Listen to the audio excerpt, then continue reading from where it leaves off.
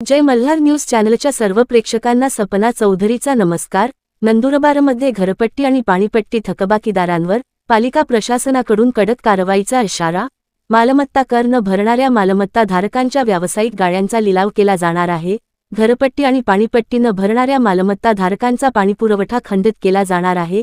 कर भरण्यासाठी सुट्टी असतानाही मालमत्ता कर भरणाऱ्या नागरिकांसाठी पालिका प्रशासनातर्फे कर वसुली विभाग कार्यालय सुरू राहणार आहे।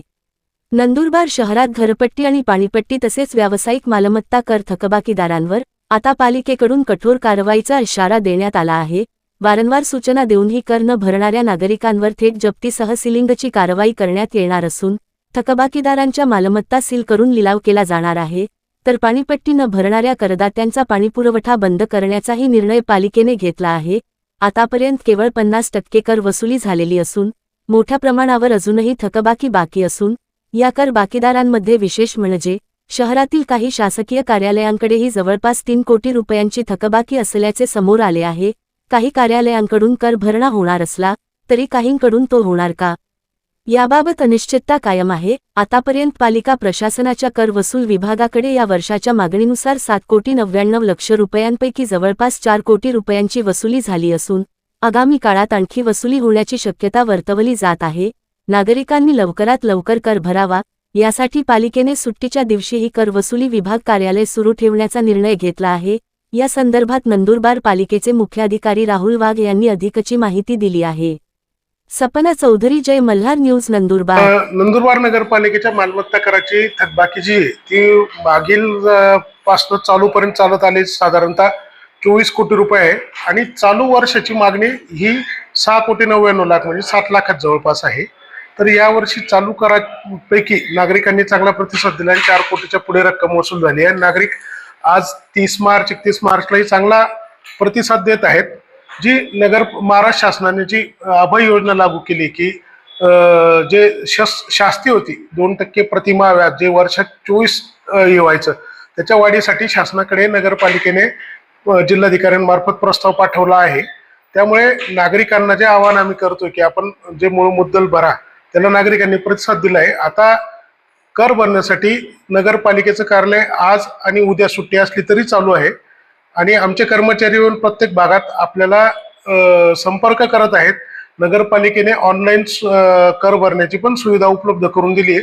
तरी नागरिकांना माझी विनंती आहे की यात सवलतीचा अभय योजनेचा जास्तीत जास्त लाभ घ्यावा आणि आपला कर वेळेवर भरावा जेणेकरून शहराच्या विकासात आपले योगदान राहील। दुसरी महत्त्वाची गोष्ट म्हणजे जर आपला कर थकीत झाला तर ही योजना पुढच्या वर्षी लागू होणार नसल्यामुळे आपल्यावर परत एकदा तो थकबाकीवर परत वार्षिक 24% वाढीचा भुर्दंड पडेल आणि आपल्याला जास्तीची रक्कम भरावी लागेल आणि तो भार जास्तच मोठा असेल। त्यामुळे नंदुरबार नगरीच्या नागरिकांना करदात्यांना माझी विनंती आहे की कृपया आज आणि उद्या कार्यालय चालू असल्यामुळे आपल्याला जे माध्यम शक्य प्रत्यक्ष RTGS ऑनलाईन QR कोडने किंवा कार्यालयात येऊन किंवा आमच्या कर्मचाऱ्यांना प्रत्यक्ष भेटून आपला कर भरावा, पाणीपट्टी आणि मालमत्ता कर भरावी विनंती। यावर्षी नंदुरबार नगराच्या जे आमचे नगरपालिकेचे शॉपिंग होते ते 21 गाळे आम्ही सील केले। त्याच्यापैकी 9 लोकांनी पूर्ण रक्कम दंडासकट भरली असून गाळ्यांचा ताबा घेतलाय आणि उर्वरित नागरिकांनी आपल्याला कर भरण्यासाठी प्रतिसाद दिलाय। कदाचित आज उद्या ते करतील। जे कर भरला जाणार नाही त्या गाळ्यांचा लिलाव आम्ही करणार आहोत। खाजगी 6 गाळे आम्ही सील केलेले आहेत आणि तेथील त्या गाळेधारकांनी पण प्रतिसाद दिलेला आहे की आम्ही लवकरच लवकर कर भरतो। या व्यतिरिक्त पाणीपट्टी आणि घरपट्टी थकीत पोटी 50च्या वर नळ कनेक्शन आम्ही तोडलेले आहेत आणि त्याच्यापैकी साधारणतः 50% नागरिकांनीही परत आपली दंडासकट रक्कम भरणा करून आपल्याकडनं ते नळ कनेक्शन पूर्ववत चालू करून देण्यात आहे। आणि नंदुरबार नगरपालिकेची शहरातील अनेक प्रशासकीय कार्यालयांकडे साधारणतः 3 कोटीच्या वर रक्कम थकबाकी आहे। त्या व्यतिरिक्त पाणीपट्टीची पण मोठी थकबाकी आहे। अनेक शासकीय कार्यालयांशी आम्ही वर्षभर संपर्क साधला।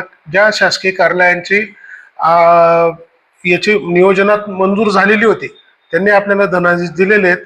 काहींची प्रगतीपथावर आहे किंवा काही कार्यालय भरू शकणार नाही अशी वस्तुस्थिती आहे। पण अनेक कार्यालय आज आम्हाला धनादेश किंवा RTGS द्वारे भरणा करत आहेत।